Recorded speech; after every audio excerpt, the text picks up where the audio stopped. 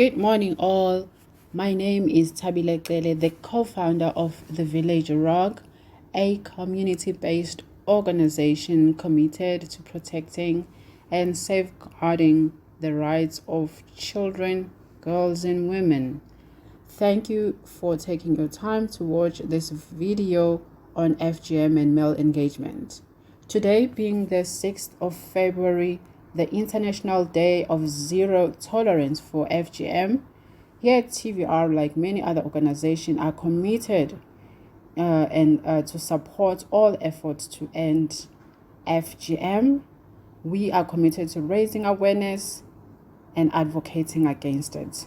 We believe that every woman and girl has the right to life, to decide on their bodies and sexual health, and that in order to do so, they must have access to correct information and be of the right age to make a decision about their bodies and sexual health without any fear, enticement, false information, or intimidation. As TVR, our contribution this year is through male engagement, where we're going to be speaking to one of our staff members who has been advocating against FGM for the past 20 years. We do believe that we should engage men and boys in gender-based violence issues such as FGM. We believe that all sectors of the community must be involved in trying to find a solution. FGM being a practice that is deeply rooted in cultural and gender norms, entrenched in the patriarchal system and power imbalances between men and women, it hinders any progress made towards emancipation of women socially, financially, and so on. And for these reasons, we need to have conversations with men and boys. So in the next few days, you will have an opportunity to watch the conversation going on about this man who is doing advocacy in Sierra Leone, who grew up in a community, in a household where FGM is practiced, and also even has members of his own family practicing and leading FGM. And he will tell us how his journey has been and what impact he has witnessed so far. So without further ado, I will hand over to the facilitator of the interview, Uche Erandu. Thank you. Hello, everyone. Thank you so much for listening in today. My name is Uche Erandu, and I am a board member here at the Village Rock, and I'm grateful for this opportunity to speak with someone who has dedicated his life work on fighting FGM within his community in Sierra Leone. This person I am referring to is Reverend Moses Khanu. He is a senior pastor at Westland Church and a member of the Council of Churches in Sierra Leone. He also is the head of programs at the Village Rock, which is a small community-based organization that focuses on awareness and advocating against gender-based violence. So without further ado, we will get this discussion started. Thank you so much, Reverend Moses, for being here. And if you could please give our listeners a brief intro about yourself and your life's work. I am Reverend Moses Frederick Khanu. I am married with 3 daughters and 2 boys. I am a teacher, a pastor, and a gender activist. I am a strong campaigner for the eradication of female genital mutilation in Sierra Leone. I studied gender studies at the University of Sierra Leone Frobe College from 2002 and 2004. After my graduation, I became highly interested in the work of female genital mutilation. And since then, I have been working with different organizations, beginning with the church and also other organizations in Sierra Leone. I have worked with UN Women, the Interreligious Council on the issues of female genital mutilation.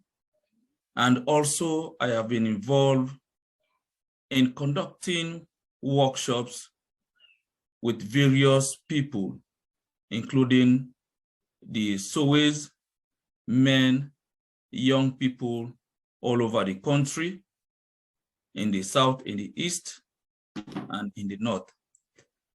I have done some work in the area of writing. I have written several books on the issue of female genital mutilation. Quite recently, I have just published a book on A Path to Womanhood, and that is a story of a survivor of female genital mutilation. I have also written other materials that has to do with teaching and learning on female genital mutilation. And I have conducted several research, including a gender perspective on female genital mutilation. Reverend Moses, for your intro, and we do appreciate your contribution to women's issues and specifically with FGM. So to get started in our conversation, if you can give us a brief definition of FGM, just so everyone's on the same page with what we're discussing here today. Thank you.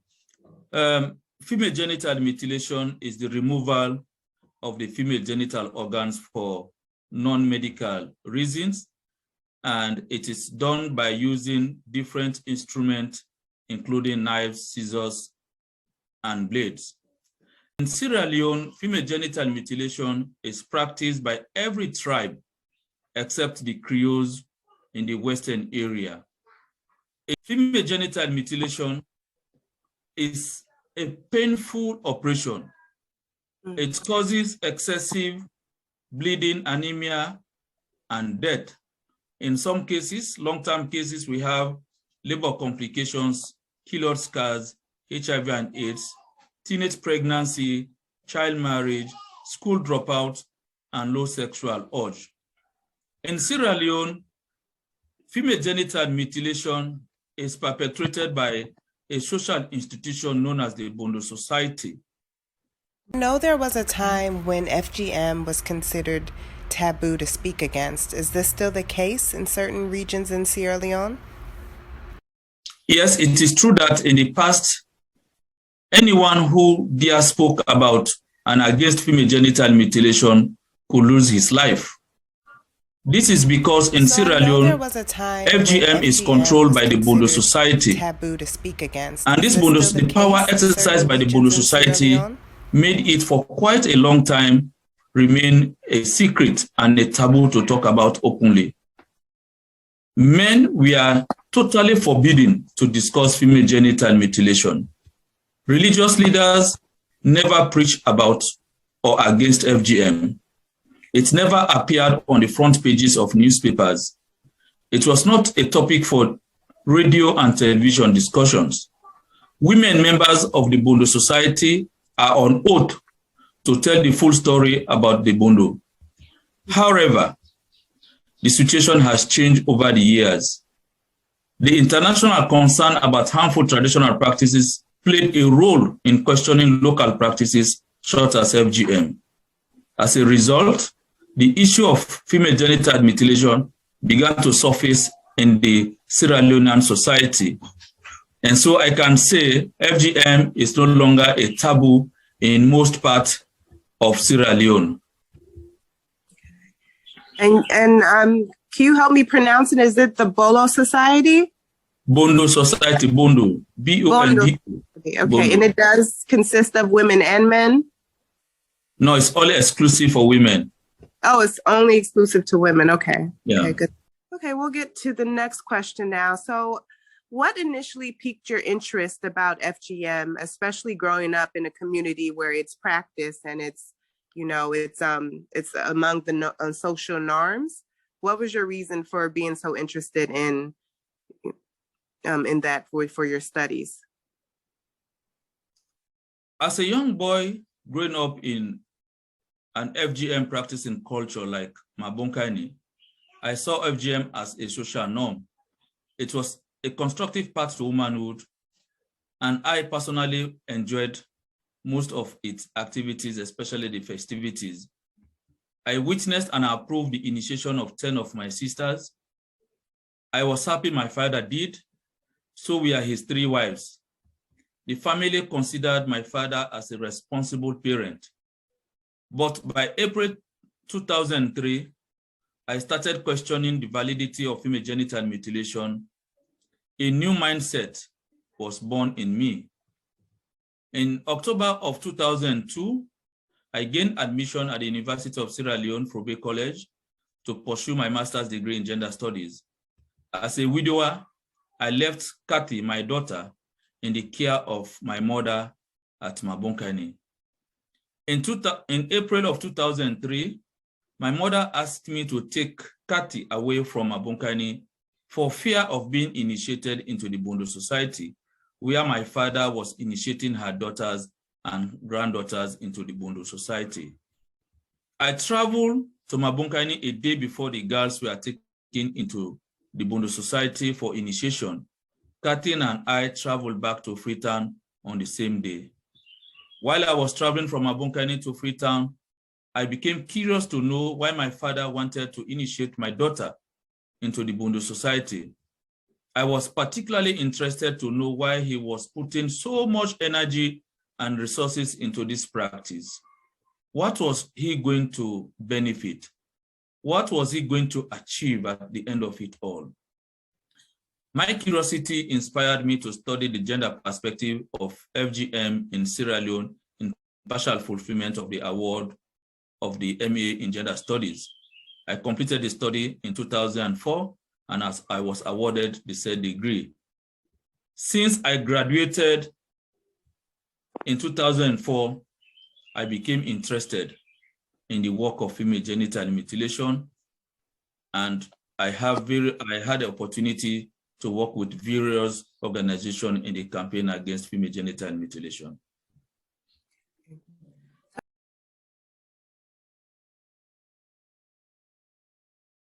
Before I was admitted at the University of Sierra Leone to pursue my master's degree in gender studies. I have already graduated from a theological seminary, and I was just posted to a particular church where I served as a pastor. And so I can notice from my mother, possibly because of my previous training and my pastoral ministry, she may have thought that this kind of practice may not favor me. So she decided to call me and inform me about it so that I can make my own decision. So I decided to take my daughter away from the community. Okay, and did you receive any backlash from maybe your father or other men in the community when you decided to study this? Yes, apart from my family, because my father is an illiterate, he does not even aware of what I was studying, so I received a backlash from friends, especially colleague pastors whom I have just graduated from college, like they were questioning the relevance of this kind of study and even thinking that gender studies is a women issue. And so how can I, as a pastor, decide to go to study issues on women? And so I have that kind of backlash from even my previous leaders in the church. And it was really critical for me to continue that particular cause. I had serious problem with the leadership of the church, and I was even almost asked out of service for 1 year because they consider the study I have decided to pursue as something not relevant with the church ministry. What do you think of the notion that men shouldn't be involved in this discussion? I know a lot of people think that it kind of takes away the focus of women and girls if you let men, enter the discussion. But how important do you think that is to, dispelling some of the misconceptions of the practice if there's more male engagement? The notion that men need not to be involved with FGM discussion, it's not correct. I can say this is born out of many misconceptions. there are what I will call issues surrounding female genital mutilation that may have raised this kind of notions.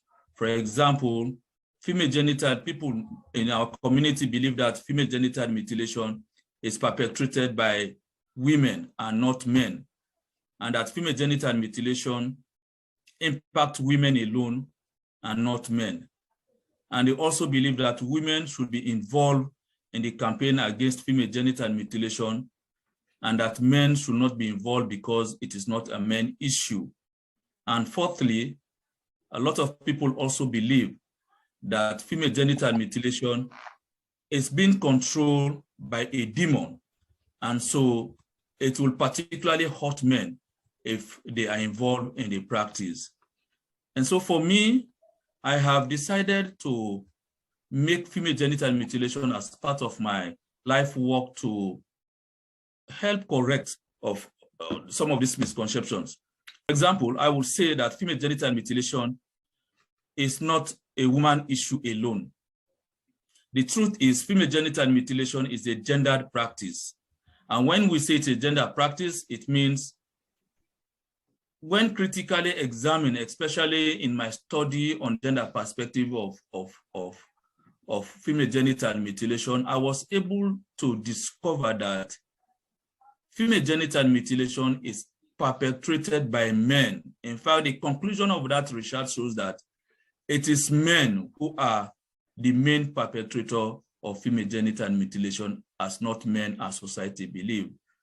And in terms of impact, female genital mutilation also impacts men as well as women, in the sense that with reduced sexual urge, you may expect marital strife in the home. And also men will even consider taking a second wife, leading to what we have in Africa as polygamy. And when you come to the area of eradication, you will also agree with me that men also have a very crucial role to play. We have what we call the patriarchal situation of FGM, the patriarchal perspective of female genital mutilation. We are men in the home, they are the decision makers, they are the resource, they control the resources. And so like in the case of female genital mutilation, a man has the right to decide for and against the initiation of girls in it. So when you consider all of this, you will see that— Do you mean like they have the choice to send their daughter to do it, yes, or not? Okay. Yes, they make the final choice. In choosing in that kind of situation, the woman can make recommendation, especially when the woman consider now the girl to be a mature girl. She can consult with the husband, but the husband makes the final decision for the initiation of the girl. And apart from that, also the husband provide the bulk of the materials to be used, the resources to be used. So like in a case where a father can decide against or even withhold the resources for the practice, then it will be difficult for the woman in the home to challenge the decision of the man. And so we see that the men have a crucial role and they are also impacted. But truly before now, it was difficult for men to see that kind of role. And they were not even able to know how female genital mutilation impact them. But as it is with what I have been doing and other people be doing now, men have come to realize that there's something missing even in their marriage life and which they want to take action about. You can go into a little bit more of the challenges of your work and especially trying to get more male engagement. And also, what are some of the human rights implications of FGM? I know you mentioned a few of them, but if you can kind of elaborate a little more so people really understand, you know, how important this work is. Yeah, in the area of challenges, I am still struggling with the myth that female genital mutilation is not a male issue. That kind of belief still lingers in the minds of people, especially those in some communities we are trying to reach. Again, this was one of the earliest challenges I had. When I started my work, especially in my church, there was one senior pastor who also challenged. Well, that was also combined with the superstitious belief of demon. And this pastor was saying, no, in the past, there was an experience of one young man who came and he was speaking against female genital mutilation, and he was sick and he suffered, that kind of thing until he died. And so he was also, I initiated in the church. And so that was a big challenge in my church organizations. And so that kind of mentality is still in some people, that female genital mutilation is not a male issue. And so I am still working very hard to get men to come out openly, as I have done. Of course, I have few, but I think we need more men. Then again, although I am trying to measure that one, but there is this belief in the superstitious belief of FGM. In some countries, FGM is not associated with any demonic practice. But here in Sierra Leone, it is very, very strong. So strong that even religious people are afraid to come out to speak against it. And people believe that it will be a worst situation for men who can come out and speak against the practice of female genital mutilation. So we have these two basic challenges I am facing as a male campaigner. But apart from that, also, like I have already started saying, there is this emotional challenge women who have received female genital mutilation are now expressing. So sometimes you said they're not expressing. Hello? Yeah, you said they're not expressing the emotional challenges of it, or they are now. Mm-hmm. Yeah, they are now. Yes, they are expressing their emotional challenge in terms of even blaming their parents, those who may have done it, and also even regret. There's the issue about regret. They have regretted the action, and they also have the fear of even getting married for some of them. And those who are married, they now even fear of being threatened in their marital home. So these are all issues I personally feel is a big challenge, not only as a male campaigner, but in the campaign against female genital mutilation in Israel. We need to address that one, since we don't have maybe strong psychosocial counselors to address some of those issues. Okay. Yeah, there is quite a few implications to this practice, but we definitely want to get more into the social part of it and the religious part of it. So we will definitely take that into our part 2 to get your perspective, because as you said, that is a very strong hold of the practice, the religious and the church perspective. So thank you so much for giving us a preliminary intro into what your work and what the FGM practice is doing within your society. And again, thank you for your contribution, and we will get more information from you in part 2. But thank you so much, Reverend Moses. This has been a great first session. You're welcome.